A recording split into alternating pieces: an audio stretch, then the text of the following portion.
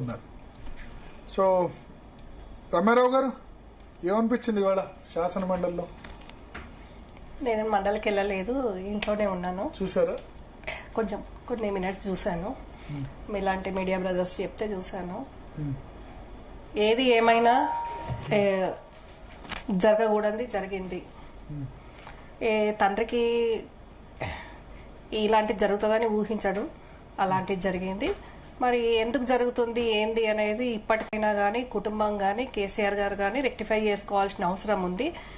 ఒక ఆడబిడ్డ తండ్రిని కాదని, పార్టీని కాదని, కుటుంబాన్ని కాదని బయటికి వచ్చింది అని అంటే కూడా ఒక అన్ని యాంగిల్లో మీరు అన్నట్టు భరత్ గారు ఇందాక మీ అనాలిసిస్ అన్నట్టు రెండు కోణాలు ఉంటాయి.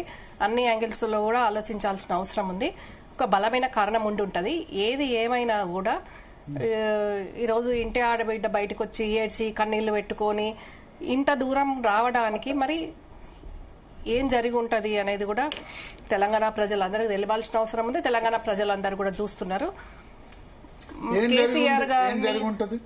కేసీఆర్ గారు ఎందుకు బందీ అయ్యారు, ఎవరు బ్లాక్ మెయిల్ చేస్తున్నారు, ఇక్కడ ఇలాంటి పరిస్థితులు ఎందుకు వస్తాయి? అన్నబిడ్డ నేను ముందు బయటకు వచ్చిన, ఇప్పుడు కన్నబిడ్డ కవిత బయటకు వచ్చింది. మరి ఎందుకు ఇలాంటి పరిస్థితులు వస్తున్నాయి? అలిగేషన్స్ కవిత చేస్తా ఉంది. మరి అధికారంలో ఉన్నప్పుడు చేయకుండా కవితది కూడా ఇప్పుడు కొంచెం ప్రజలు ఆలోచిస్తారు.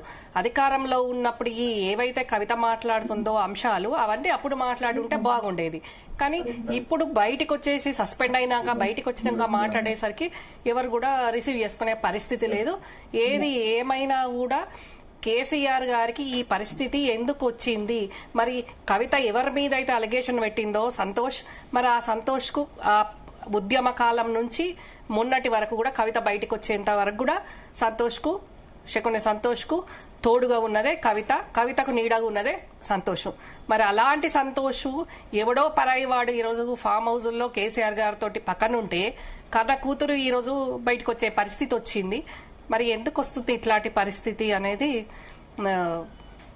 చూడాల్సిన అవసరం తప్పకుంటున్నది. మీ సహకారం ఎంతవరకు ఉంది కవితకు? కాంగ్రెస్ పార్టీ సహకారం? కాంగ్రెస్ పార్టీ సహకారం ఎందుకు ఉంటదండి కవితకి?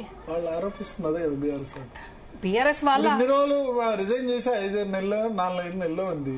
బీఆర్ఎస్ వాళ్ళు కౌన్సిల్ లో ఉన్నప్పుడు లేని సమయం చూసి మాట్లాడే అవకాశం ఇవ్వడం అంటే బీఆర్ఎస్ వాళ్ళు వాకౌట్ చేస్తారని కాంగ్రెస్ కు దివ్య దృష్టి ఉందా? మా ప్రభుత్వానికి దివ్య దృష్టి ఉందా? మా ముఖ్యమంత్రి దివ్య దృష్టి ఉందా? కవిత వచ్చి మాట్లాడుతుంది అనేది మాకు తెలుసా? కవిత వచ్చి మాట్లాడతా అన్నప్పుడే వీళ్ళు వాకౌట్ చేస్తారనేది మాకు తెలుసా? మరి వాళ్ళు ఇప్పుడు కవిత సమయం అడిగింది, రిజైన్ చేసింది, యాక్సెప్ట్ చేయమంటుంది. సమయం అడిగినప్పుడు డెఫినెట్ గా ఇవ్వాలి. కాబట్టి ఎందుకు యాక్సెప్ట్ చేయలేదు అని అంటే మళ్ళీ తను మరి మనసు మార్చుకుంటుందో ఏందో అని సేమ్ స్పీకర్ ఫార్మాట్ లో ఇచ్చింది. అవును, ఎటువంటి తప్పు లేకుండా స్పీకర్ ఫార్మాట్ ఏదైతుందో అది ఉంది.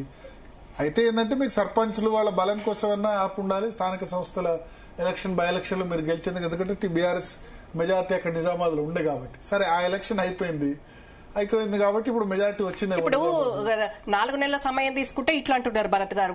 ఇమీడియట్ గా యాక్సెప్ట్ చేస్తే అప్పుడు కూడా వెనకాల కాంగ్రెస్ పార్టీ ఉంది, ఒత్తిడి పెట్టి కవితను అయోమయంలో పెట్టేసి అసలు చేయించిన వాళ్ళు కదా. ఇమీడియట్ యాక్సెప్ట్ చేస్తే మళ్ళీ ఎమ్మెల్సీ బీఆర్ఎస్ కే వస్తుంది కాబట్టి ఎవరు అనకపో.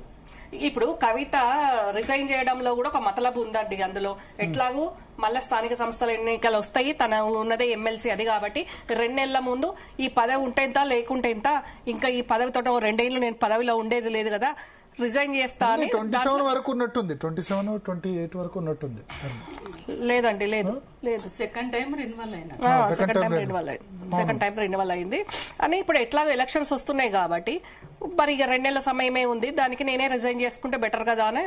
అది కూడా ఒక తన స్ట్రాటజీ వ్యూహం అయి ఉంటది కదా అండి. ఇప్పుడు ప్రతిదానికి కవిత ఏది మాట్లాడినా ఏది చేసినా కాంగ్రెస్ ఉంది, కాంగ్రెస్ ఎందుకు కాంగ్రెస్ మీద పడతారు? బీజేపీ ఉండొచ్చు, బీజేపీ ఆడిస్తుండొచ్చు. బీజేపీ జైల్లో పెట్టింది, మళ్ళీ బీజేపీ ఉందని ఎట్లా అనుకోవాలంటే కేసులు ఉన్నాయి కాబట్టి తప్పదు. కాబట్టి మరి బీజేపీ వాళ్ళు చెప్పినట్టు వినాలి కదా. లెటర్ లో కూడా అంది కదా, భారతీయ జనతా పార్టీని ఒక్క మాట కూడా అనలేదని కేసీఆర్ రాసిన లెటర్ లోనే అంది. అప్పుడు అందండి. తర్వాత ఇప్పుడు అనడానికి ఏముందండి, చాలా మాట్లాడతారు కానీ మాట్లాడేది ఒకటి ఉంటది, చేసేది కూడా ఒకటి ఉంటది. రాజకీయాల్లో తెలియంది ఏముంది? మరి బీజేపీ వ్యూహంలోనే భాగం కావచ్చు. బీజేపీ ఇక్కడ బలపడాలనుకుంటున్నది కాబట్టి కవితను పావుగా వాడుకొని మరి బీజేపీలో చేపిస్తున్నారు కావచ్చు. ఆ యాంగిల్ ఎందుకు అనుకోరు? ఎంతసేపు కాంగ్రెస్ అంటారు. కాంగ్రెస్ కి ఏమవసరం కవితతోటి? ఇప్పుడు కాంగ్రెస్ కి ఏమవసరం అంటే అంతే కదండి మరి కారణం వాళ్ళు చెప్పండి తులమ్మ గారు. ఒకటి మనకు